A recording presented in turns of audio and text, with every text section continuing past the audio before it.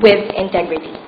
And last but not the least, you have to be a man of influence. But you can never be a man of influence if you practice what you preach. Again, from John Maxwell, you don't practice what you preach. You preach what you practice. Thank you. Thank you so much. Lovely, lovely. All right, next. Thank you so much. John Maxwell, leader. All right. White group.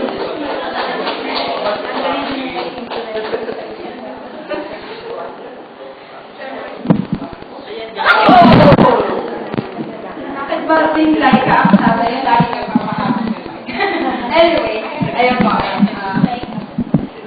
Good afternoon, everyone. I'm Rocky Rodino po from Laika Management. Wag po kayo masyadong medyo magbigay ng something kasi baka sinasabihin niyo, ay bakit parang may special something ang Laika kasi sila sponsor, no? Don't, okay? wag po, okay? Actually, napadpad lang kami dito, okay? Napag-utusan lang kami na umaten. But then, anyway, isa pang is, napag-utusan na din ako tumayo dito. So, kinakabahan din ako katulad ng mga children natin dito, okay? mga children natin, mga OJT.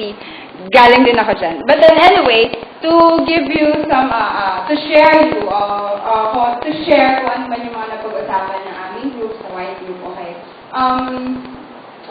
Our group is composed of, syempre, Sir Sales, okay? Sir Rob and Sir Archie, okay, from Jacqueline, Sir GB, of course, my boss, under the training, and Miss Georgie sa HR, syempre.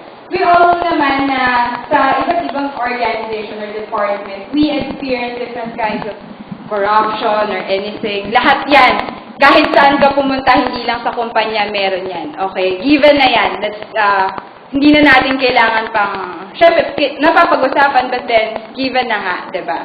But then, ang mga solutions na naisip namin is that, unang-una, as quoted from Sir Ronald, okay? Sabi niya, may papalaganap nila or mapapromote natin ng integrity by what? Considering what is right. Unang-una. Which I also agree. Siyempre. Minsan kasi, maiisip natin, yung mahirap, yun ang mahirap gawin. Yung tama, yun ang mahirap gawin. Kasi, yun nga, mag-expect sa atin ng mataas. Mataas ang expectation for us to be able to attain what is right.